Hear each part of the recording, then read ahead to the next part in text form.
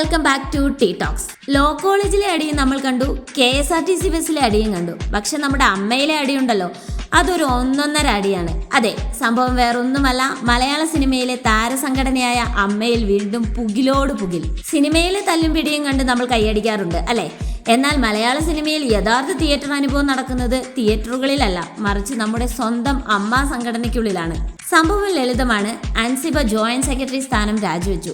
കാരണമായി ആദ്യം പറഞ്ഞത് വ്യക്തിപരം, ജോലിത്തിരക്ക് എന്നൊക്കെയാണ്. നമ്മൾ വിചാരിച്ചു ശരിയായിരിക്കും. എന്നാൽ ഇപ്പോഴല്ലേ കഥയിലെ ട്വിസ്റ്റ് പുറത്തു വരുന്നത്. വില്ലൻ വേറെ ആരുമല്ല, മിമിക്രി വേദിയിലും സ്ക്രീനിലും നമ്മളെ ചിരിപ്പിക്കുന്ന നമ്മുടെ സ്വന്തം ടിനിറ്റോ ചേട്ടൻ.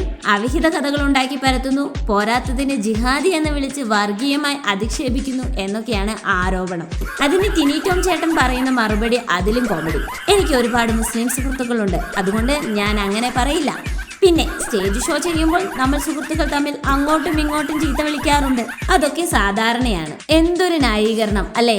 നാളെ ആരെങ്കിലും എന്തെങ്കിലും വിളിച്ചാൽ അയ്യോ അത് സ്റ്റേജ് ഷോയുടെ തിരക്കിൽ വിളിച്ചതാണേ, നമ്മൾ ഫ്രണ്ട്സ് അല്ലേ എന്ന് പറഞ്ഞാൽ മതിയല്ലോ. അതുമാത്രമല്ല, ഇതിനിടയ്ക്ക് ലക്ഷ്മി പ്രിയ, നീന കുറുപ്പ്, ശ്വേത മേനോൻ അങ്ങനെ എല്ലാവരും കൂടി കയറി വന്ന് അമ്മ സംഘടനയെ ഒരു അന്താരാഷ്ട്ര തല്ലുമാലയാക്കി മാറ്റിയിരിക്കുകയാണ്. ഒരാൾ പറയുന്നു മറ്റൊരാൾക്ക് വിവരമില്ലെന്ന്, മറ്റൊരാൾ പറയുന്നു പ്രസിഡന്റിനൊന്നും അറിയില്ലെന്ന്. സിനിമയിലെ മാസ് ഡയലോഗുകളെ വെല്ലുന്ന പ്രകടനങ്ങളാണ് ഇപ്പോൾ നടക്കുന്നത്. ചുരുക്കം പറഞ്ഞാൽ ആരാണ് തല്ലിയത്, ആർക്കാണ് തല്ലുകൊണ്ടത് ഒന്നും ആർക്കും മനസ്സിലാകുന്നില്ല. സീരിയസ് ആയിട്ട് ഒന്ന് ആലോചിച്ചാൽ ഈ അമ്മ എന്ന സംഘടനയിൽ കുറെ കാലമായി ഒന്നിനു പുറകെ ഒന്നായി പ്രശ്നങ്ങളാണ്. സ്ത്രീ സുരക്ഷയെക്കുറിച്ചും തുല്യതയെക്കുറിച്ചും സംസാരിക്കേണ്ട വലിയ താരങ്ങൾ ഇങ്ങനെയുള്ള ചില്ലറ വഴക്കുകളിലും റൂമറുകളിലും പെട്ടുകിടക്കുന്നത് കാണുമ്പോൾ കഷ്ടം തോന്നും. ഒരു വനിതാ ഭാരവാഹിക്ക്, അതും എതിരില്ലാതെ തിരഞ്ഞെടുക്കപ്പെട്ട അൻസിബയെ പോലുള്ള ഒരാൾക്ക് വ്യക്തിഹത്യ കാരണം രാജിവെക്കേണ്ടി വരുന്നു എന്നത് ചെറിയ കാര്യമല്ല. സംഘടനയ്ക്കുള്ളിലെ ഗ്രൂപ്പിസവും വ്യക്തിപരമായ വൈരാഗ്യം തീർക്കലും എപ്പോഴാണ് അവസാനിക്കുക?